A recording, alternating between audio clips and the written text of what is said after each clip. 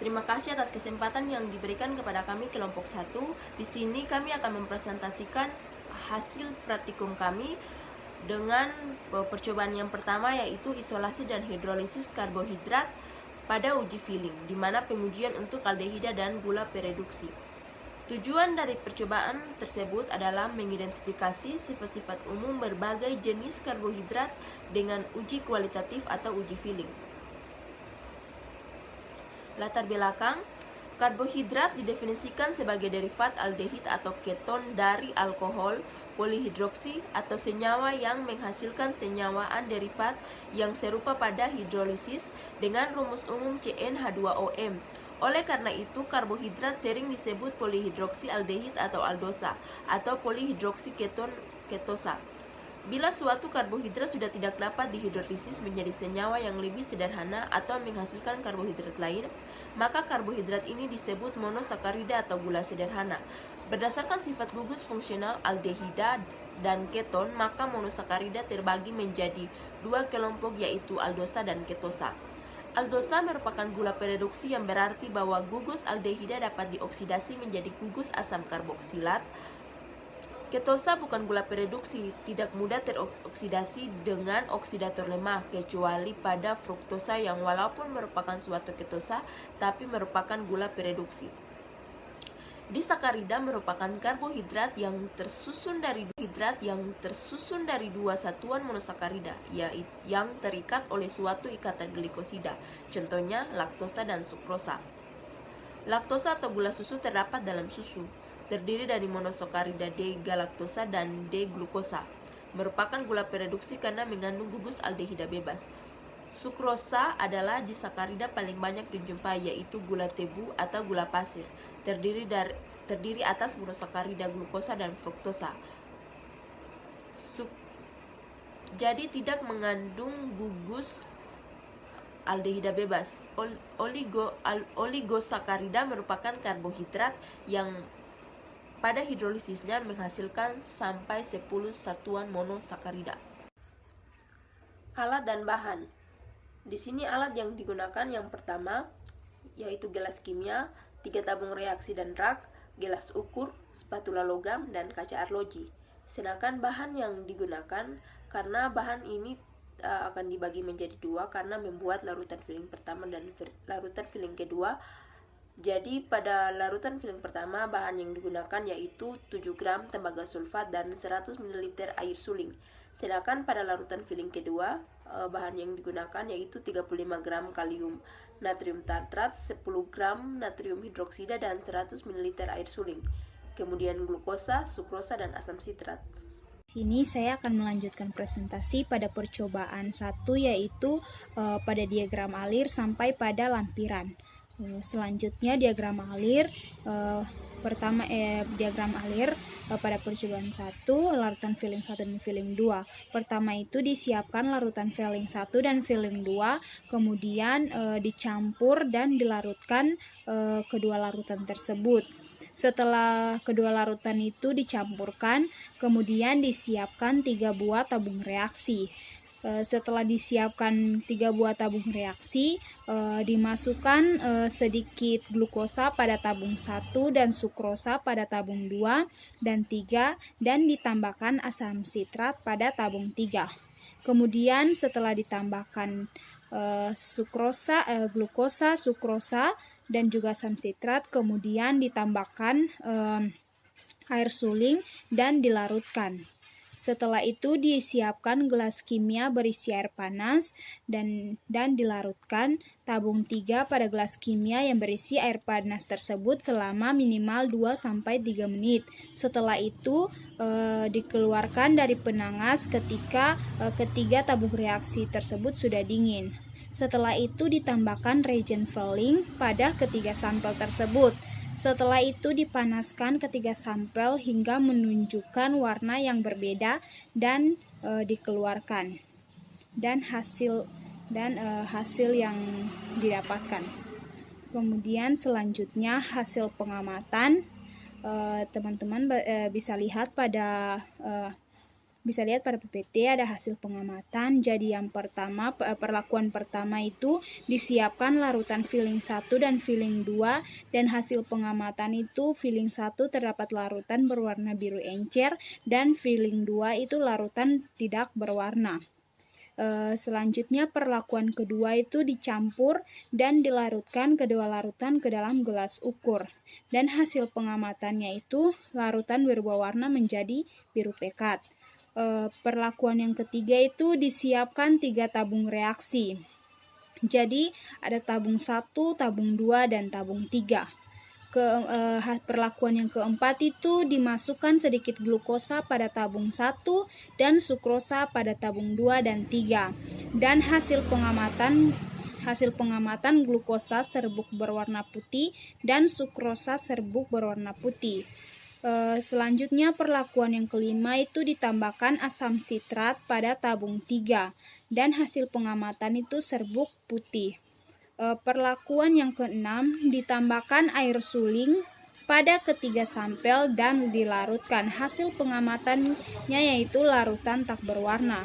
Selanjutnya perlakuan yang ketujuh yaitu dilarutkan tabung 3 pada gelas kimia yang berisi air panas selama minimal 2 hingga 3 menit, dan hasil pengamatannya yaitu larutan tak berwarna. Selanjutnya perlakuan yang ke-8 dikeluarkan dari penangas ketika sudah dingin dan ditambahkan reagent filling pada ketiga sampel tersebut, dan hasil pengamatan larutan biru encer. Dan perlakuan yang terakhir dipanaskan ketiga sampel hingga menunjukkan warna yang berbeda dan dikeluarkan, dan hasil pengamatannya adalah tabung yang pertama larutan berwarna coklat encer, tabung yang kedua larutan berwarna biru encer, dan yang ketiga tabung 3 yaitu larutan berwarna biru pekat dan terdapat kemerahan di dasar tabung. Ya, selanjutnya lampiran. Teman-teman bisa lihat pada lampiran di sini, yaitu pada gambar 1 ini terdapat larutan filling 1 dan filling 2, di mana larutan filling 1 itu yang terbuat dari tembaga sulfat dan 100 ml air suling. Kemudian larutan filling 2 ini yang terbuat dari kalium natrium tartrat, natrium hidroksida, dan air suling. Kemudian teman-teman bisa lihat pada gambar 2. Pada gambar 2 ini terdapat campuran dari larutan filling 1 dan filling 2, di mana setelah dicampur berubah warna menjadi biru pekat. Kemudian pada gambar 3 itu dimasukkan sedikit glukosa pada tabung reaksi 1.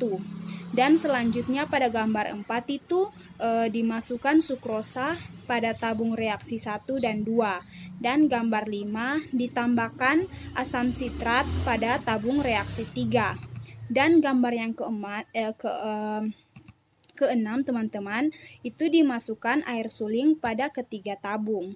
Dan pada gambar yang ketujuh teman-teman bisa lihat air panas yang terdapat pada gelas kimia. Dan gambar yang ke-8 teman-teman itu dimasukkan tabung 3 berisi sukrosa dan asam sitrat pada gelas kimia berisi air panas. Kemudian pada gambar yang 9 itu ditambahkan campuran filling 1 dan filling 2 pada ketiga tabung.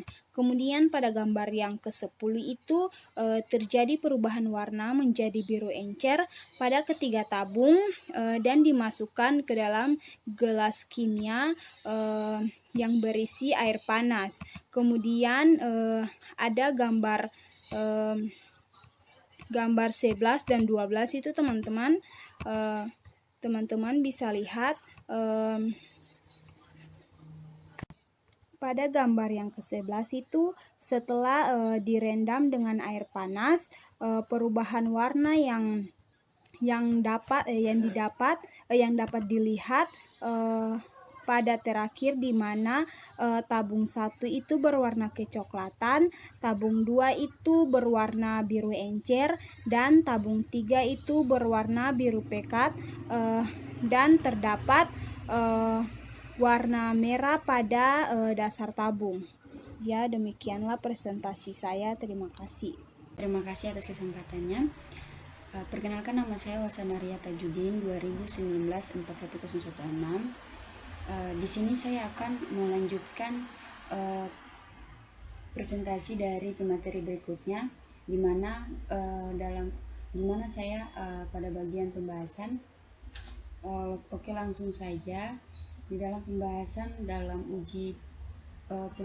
uji feeling dalam percobaan ini, yaitu dalam karbohidrat, dalam hal ini pati, gula, dan atau glikogen merupakan zat gizi sumber energi paling penting bagi makhluk hidup karena molekulnya menyediakan unsur karbon yang siap digunakan oleh sel.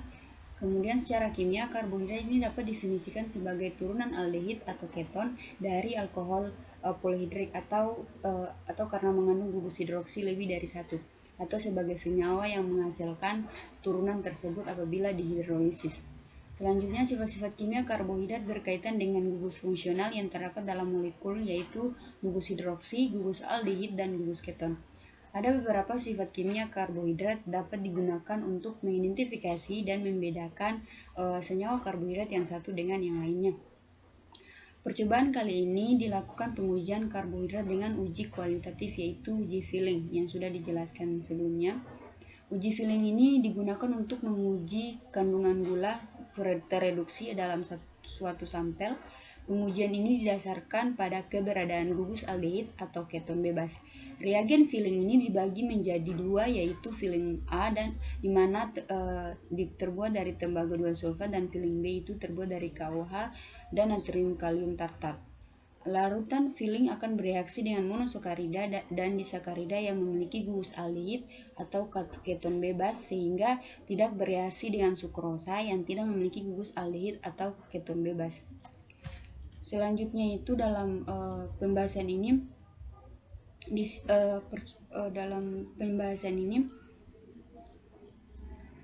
disiapkan yang disebut feeling 1 dan 2, di mana feeling 1 ini terbuat dari 7 gram tembaga sulfat dan 100 ml air suling.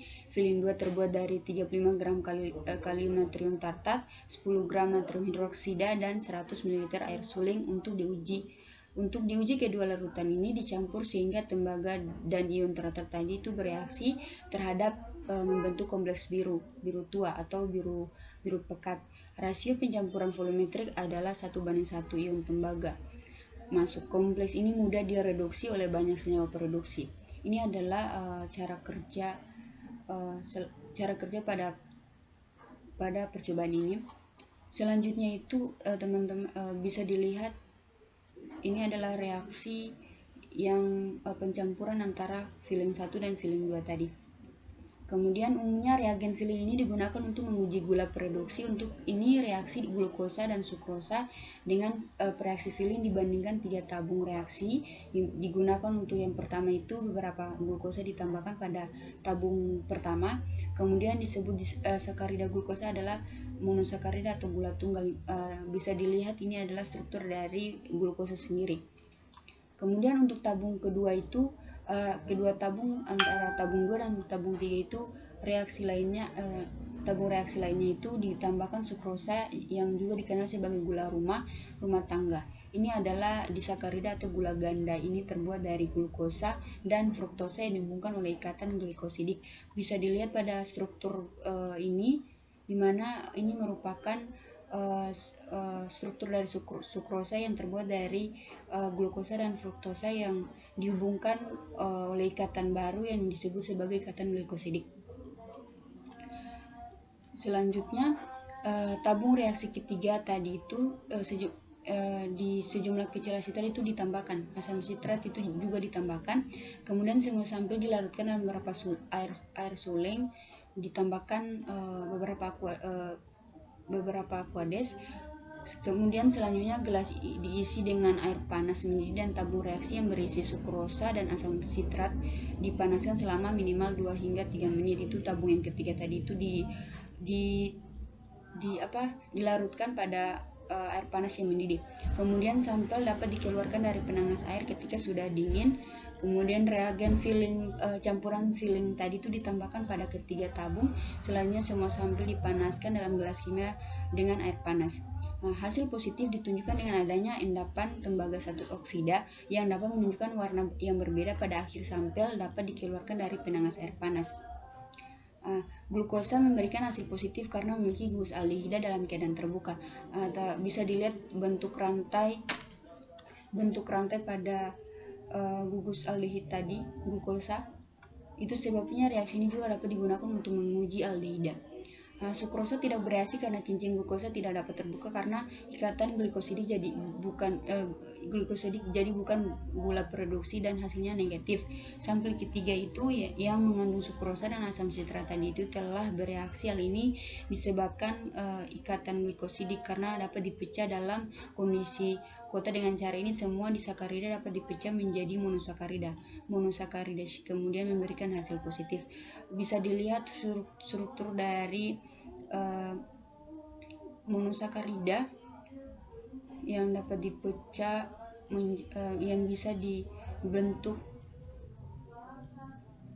disakarida yang dapat dipecah menjadi monosakarida, beberapa monosakarida. Ini merupakan mekanisme reaksi pada struktur sebelumnya yang tadi. Dalam reaksi ini dia merupakan pembentukan ikatan glikosidik acetal. Bisa dapat dilihat terdapat hemiacetal. Ini merupakan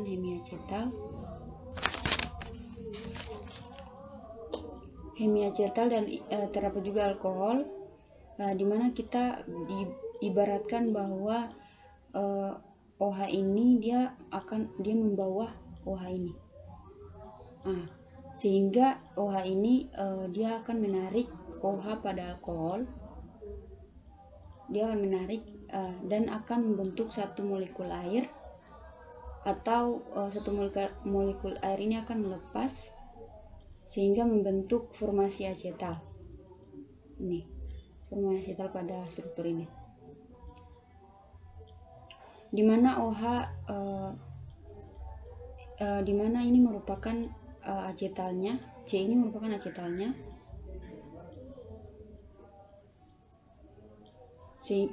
sehingga ada pembentukan formasi atau terbentuk satu ikatan baru yang disebut ikatan glikosidik. Ini merupakan ikatan glikosidiknya, dimana yang terbentuk dari OH yang ini akan menarik OH ini sehingga akan terbentuk H2O. Sehingga terbentuk ikatan baru, di mana ikatan ini merupakan ikatan glikosidik. Ikatan ini sangat penting untuk pembentukan disakarida 2 unit monosakarida. Kembali lagi kepada struktur monosakarida tadi, di mana bisa dilihat terdapat hemiacetalnya, kemudian juga alkoholnya. Di mana nanti alkohol ini OH ini akan menarik OH ini sehingga membentuk satu molekul air, sehingga dua molekul monosakarida ini akan membentuk satu disakarida, ikatan disakarida. Kalau kita lihat bahwa reaksi ini merupakan reaksi kondensasi karena terdapat formasi acetalnya, di mana hemiacetal ini masih ada dalam struktur yang sama pada hemiacetal pada struktur yang ini, sehingga nanti akan terbentuk ikatan baru yang disebut tadi ikatan glikosidik. Kemudian reaksi sebaliknya, jika satu molekul air ini akan menghidrolisis reaksinya sehingga disakarida menjadi 2 unit monosakarida. Disakarida ini akan menjadi 2 unit monosakarida. Reaksi ini sangat penting untuk bagaimana sebuah disakarida itu bisa dihidrolisis menjadi monosakarida. Mungkin itu saja mekanisme reaksinya. Selanjutnya kemudian ada juga disakarida yang mereduksi gula, contohnya adalah laktosa atau gula susu. Di sini cincin glukosanya adalah dapat membuka meskipun ikatan glukosidik hadir, sehingga gugus aldehida adalah disediakan dalam uji kegagalan reaksi berikut. Bisa dilihat reaksinya, di mana ion tembaga direduksi dari keadaan oksidasi +2 menjadi +1. 2 ini akan menjadi +1. Ini menyebabkan tembaga 1 oksida terbentuk dan mengendap sebagai contoh, dan aldehida digunakan yang dioksidasi menjadi asam karbonat dalam reaksi ini. Selanjutnya kesimpulan yang dapat diambil dari percobaan ini yaitu glukosa memberikan hasil positif karena memiliki gugus aldehida dalam keadaan terbuka. Selanjutnya sukrosa tidak bereaksi karena cincin glukosa tidak dapat terbuka karena ikatan glikosidik tadi. Jadi bukan gula produksi dan hasilnya itu negatif. Kemudian sampel ketiga yang mengandung sukrosa dan asam sitrat telah bereaksi. Hal ini disebabkan keikatan glikosidik karena dapat dipecah dalam kondisi kota. Dengan cara ini semua disakarida dapat dipecah menjadi monosakarida. Kemudian monosakarida Shahriddin kemudian memberikan hasil positif. Kemudian selanjutnya yang termasuk monosakarida adalah glukosa, dan sedangkan disakarida adalah sukrosa. Selanjutnya daftar pustaka. Ini adalah daftar pustaka yang sumber yang dapat kita ambil dalam pembuatan PPT ini. Mungkin itu saja yang bisa saya jelaskan. Saya kembalikan kepada moderator berikutnya. Sekian dan terima kasih. Terima kasih atas kesempatan yang diberikan kepada saya. Di sini saya akan mempresentasikan percobaan kedua dari tujuannya hingga lampirannya. Di sini judul dari percobaan ini adalah pembuatan plastik dari kentang dengan tujuannya, yaitu yang pertama mensintesis biopolimer dari pati kentang, dan yang kedua dapat memanfaatkan kentang sebagai bahan dasar pembuatan bioplastik. Latar belakang dari percobaan ini yaitu pemanfaatan kentang telah secara luas digunakan dalam kehidupan sehari-hari. Kentang juga potensial untuk pembuatan bioplastik. Kentang yang mengandung karbohidrat atau pati dapat dikemas menjadi plastik yang mudah terurai dalam jangka waktu yang singkat atau plastik biodegradabel dan tidak akan berefek samping bagi lingkungan. Material yang paling memungkinkan untuk memenuhi kriteria tersebut adalah suatu komposit dan polimer. Untuk memanfaatkan kentang dengan menggunakan pati dari kentang yang dilarutkan dan dicampur dengan gliserol untuk memperkuat terbentuknya plastik, mengkombinasikan keuntungan dari kedua material ini. Plastik sintesis merupakan bahan yang sangat diperlukan bagi kehidupan manusia dan telah berkembang menjadi industri besar.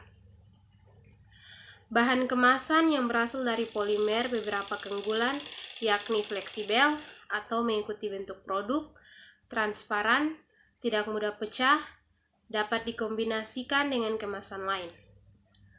Penggunaan plastik sebagai plastik pengemas makanan atau minuman menghasilkan potensi limbah plastik yang sulit terbiodegradasi. Untuk itu, pada penelitian ini dikaji plastik yang ramah lingkungan yang di 100 tahun dengan bioplastik. Plastik bioplastik adalah plastik yang dapat digunakan layaknya seperti plastik konvensional, dapat terdegradasi secara alami. Bioplastik terbuat dari biopolimer pati seperti pati kentang. Di sini alat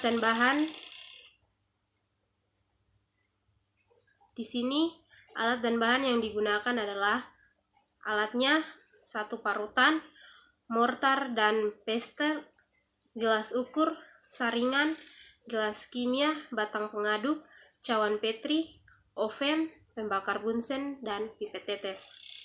Untuk bahan yang digunakan yaitu kentang, NaOH, HCl, gliserol, air, indikator universal, dan pewarna makanan.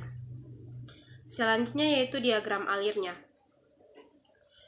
Yang pertama, siapkan 2 buah kentang. Proses selanjutnya diparut kentang, kemudian ditambahkan 100 ml air dan dihaluskan. Dituangkan cairan melalui saringan teh, kemudian ulangi prosesnya dengan lebih banyak air dan diendapkan selama 5 menit. Selanjutnya dituangkan pati dan terdapat pati yang tertinggal di dalam gelas. Ditambahkan 100 ml air untuk membilas pati. Dikeringkan pati ke dalam oven dan didapatkan bubuk sementara.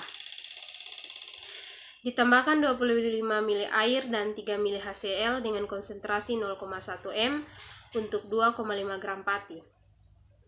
Ditambahkan 2 ml gliserol, kemudian dipanaskan campuran dengan pembakar bunsen selama 15 menit. Proses selanjutnya, ditetesi cairan pada indikator universal. Kemudian ditambahkan NaOH dengan konsentrasi 0,1 m dan diaduk. Selanjutnya dituang adonan ke dalam cawan Petri dan diratakan. Langkah terakhir yaitu ditambahkan pewarna makanan dan dipanggang di oven. Selanjutnya adalah hasil pengamatan serta perlakuan serta hasil pengamatannya. Yang pertama, diparut kentang, hasilnya kentang berwarna putih kekuningan. Kemudian ditambahkan 100 ml air dan dihaluskan, hasilnya kentang berwarna putih kekuningan. Selanjutnya dituangkan cairan melalui saringan teh, kemudian ulangi prosesnya dengan lebih banyak air dan diendapkan selama 5 menit. Hasilnya larutan berwarna kecoklatan. Dituangkan pati dan terdapat endapan pati yang tertinggal di dalam gelas. Hasilnya pati berbentuk endapan putih. Kemudian ditambahkan 100 ml air untuk membilas pati. Hasilnya pati berbentuk endapan putih. Dikeringkan pati dalam oven dan didapatkan serbuk sementara. Hasilnya serbuk berwarna putih atau pati kentang. Kemudian ditambahkan 25 ml air dan 3 ml HCl dengan konsentrasi 0,1 m untuk 2,5 gram pati. Hasilnya larutan. Selanjutnya ditambahkan 2 ml gliserol. Hasilnya larutan berwarna putih. Kemudian dipanaskan campuran dengan pembakar bunsen selama 15 menit. Hasilnya larutan menjadi kental dan tidak berwarna. Untuk proses selanjutnya yaitu ditetesi cairan pada indikator universal. Hasilnya indikator universal berwarna merah. Kemudian ditambahkan NaOH dengan konsentrasi 0,1 m dan diaduk dan ditetesi pada indikator universal. Hasilnya indikator universal berwarna hijau. Kemudian dituang adonan ke dalam cawan Petri dan diratakan. Hasilnya adonan tidak berwarna. Langkah terakhir yaitu ditambahkan pewarna makanan yang dipanggang dalam oven. Hasilnya terbentuk plastik. Selanjutnya saya akan menjelaskan tentang lampiran yang terdapat pada PPT. Untuk gambar yang pertama pada lampiran yaitu hasil dari parutan kentang. Untuk gambar yang kedua dan ketiga itu terbolak-balik. Dan gambar yang ketiga itu hasil dari cairan yang disaring menggunakan saringan teh. Untuk gambar yang ketiga itu adalah endapan yang didapatkan. Untuk gambar yang keempat itu setelah endapan dimasukkan ke dalam oven dan terbentuk bubuk sementara. Gambar yang kelima itu endapan tadi dicampur dengan air dan ditambah dengan gliserol. Hasilnya ditetesi pada indikator universal dan indikator universalnya berwarna merah. Kemudian gambar yang keenam itu ditambahkan NaOH dengan konsentrasi 0,1 m. Untuk gambar yang di sini gambar nomor yang ke-7 dan ke-8 ini terbolak-balik. Untuk gambar yang ke-8 itu adalah hasil yang tadi tetapi sudah ditambahkan NaOH dengan konsentrasi 0,1 m, kemudian ditetesi pada indikator universal dan indikator universalnya berwarna hijau. Untuk gambar yang ke-7 atau gambar yang terakhir ini adalah hasil dari keseluruhan proses pembentukan plastik dan hasilnya itu terbentuk plastik. Terima kasih. Perkenalkan, nama saya Merlian, NIM saya 2019 41 017. Di sini saya akan melanjutkan presentasi dari presenter sebelumnya, yaitu tentang percobaan 2 pembuatan plastik dari kentang, yaitu pada pembahasan. Jadi pembahasan dari percobaan 2 ini yaitu plastik biodegradable adalah plastik yang dapat digunakan layaknya seperti plastik konvensional. Namun akan hancur terurai oleh aktivitas mikroorganisme menjadi hasil akhir air dan gas karbon dioksida setelah habis terpakai dan dibuang ke lingkungan. Plastik biodegradable ini merupakan bahan plastik yang ramah terhadap lingkungan karena sifatnya yang dapat kembali ke alam. Prinsip dari pembuatan plastik biodegradable adalah dengan mencampurkan polimer alam dengan polimer sintesis. Dalam pembuatan biopolimer dengan pati kentang ini dilakukan 3 perlakuan, yaitu pati kentang ditambahkan dengan HCl, kemudian pati kentang ditambahkan HCl dan gliserol, dan pati kentang ditambah HCl dan NaOH. Penggunaan pati sebagai bahan dasar biopolimer pada umumnya memiliki kekurangan, yaitu plastik yang dihasilkan sangat mudah rapuh karena kekuatan mekaniknya rendah dan bersifat hidrofilik. Penambahan gliserol ini ditujukan untuk meningkatkan nilai perpanjang elastisitas film plastik dan untuk memberi ikatan yang kuat antara pati dengan gliserol sehingga terbentuk struktur polimer. Adapun tujuan ditambahkannya HCl yaitu sebagai katalis untuk mempercepat terjadinya reaksi karena air jika ditambahkan pati itu untuk membentuk glukosa reaksinya tuh sangat lambat sehingga ditambahkan HCl sebagai katalis. Selanjutnya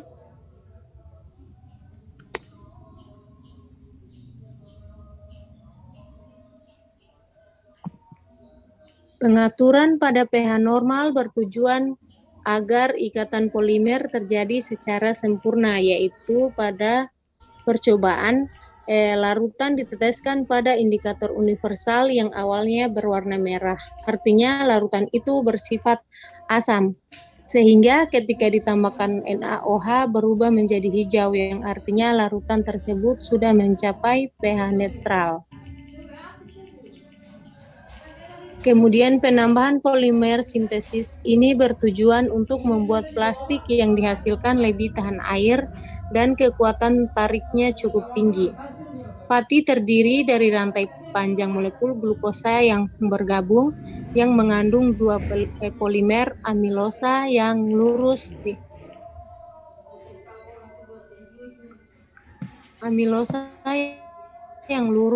di rantai dan amilopektin yang bercabang. Ketika pati dikeringkan, dari larutan membentuk sebuah film karena ikatan hidrogen antara rantai. Namun, amilopektin yang menghambat pembentukan film. Pati bereaksi dengan asam klorida akan merusak amilopektin, membentuk film yang baik. Ini adalah produk yang tanpa gliserol. Rantai lurus dari pati atau amilosa dapat berbaris bersama-sama dan meskipun ini membuat film yang bagus, sangat rapuh karena rantai terlalu pandai berbaris. Bidang film dapat menjadi kristal yang menyebabkan kerapuhan itu. Film atau bioplastik yang dibuat ini bisa dilelehkan dan bersifat termoplastik.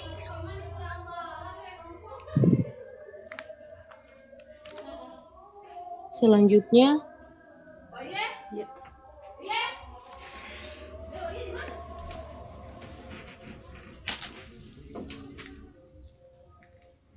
ini adalah gambar dari polimer penyusun pati, yaitu amilosa dan amilopektin.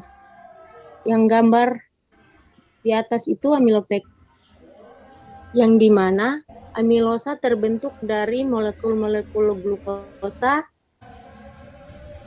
yang saling berikatan dengan ikatan alfa 1,4 yang berarti OH ada di bagian bawah pada cincinnya. Terus berikatan antara C nomor 1 dan C nomor 4 pada glukosa yang lainnya. Dapat dilihat pada gambar.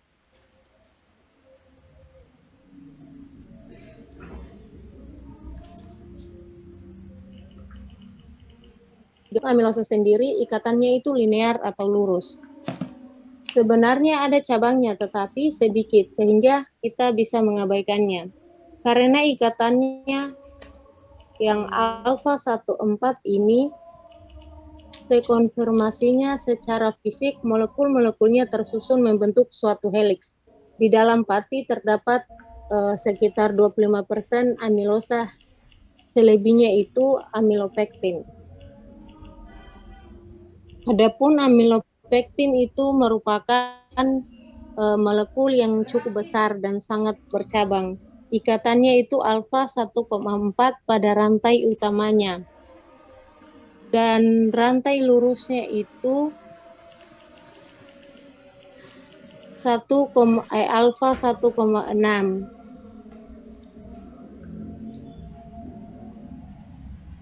Pada titik percabangannya. Dan kemudian amilopektin ini dia glikosidik. Selanjutnya, ini adalah gambar mekanisme reaksi pembentukan pati atau siklus produksi amilosa dan amilopektin. Jadi pada siklus produksi amilosa dan amilopektin ini, sukrosa digunakan sebagai substrat dasar. Uridin difosfat glukosa atau UDPG dibentuk dengan menggunakan enzim sukrosa sintase. Enzim tersebut juga bertanggung jawab pada proses pembentukan granula pati, yang dimana UDPG ini dapat dikonversi menjadi G1P. Dapat dilihat pada gambar. Enzim yang bertanggung jawab dalam pembentukan 1,4 di glukan yaitu fosforilase. Pada proses optimasi komposisi amilosa pada pati, salah satunya dapat dilakukan dengan cara mengendalikan enzim fosforilase yang terdapat pada siklus ini.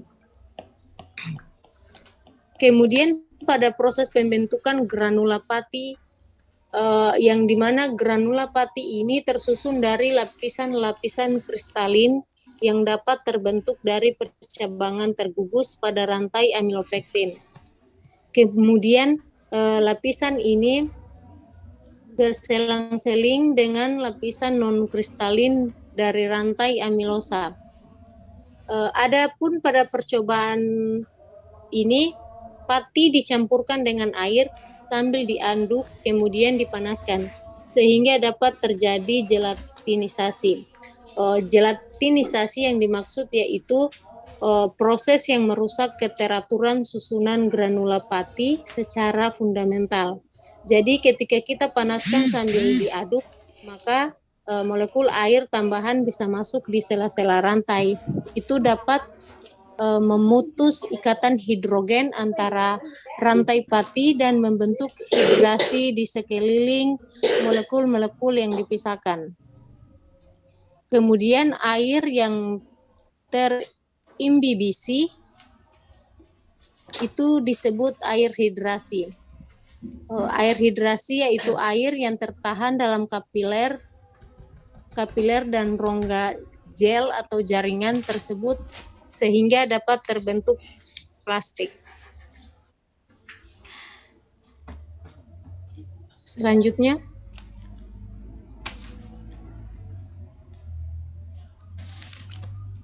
adapun kesimpulan dari percobaan ini yaitu dari percobaan kita dapat menyimpulkan bahwa yang pertama biopolimer atau bioplastik ini dapat dibuat dengan bahan baku pati dari kentang.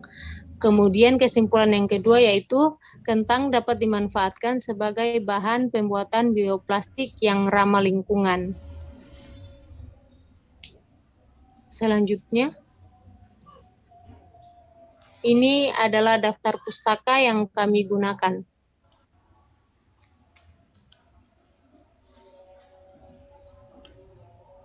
Sekian presentasi dari kelompok kami. Apabila ada kekurangan, kami mohon maaf. Sekian dan terima kasih.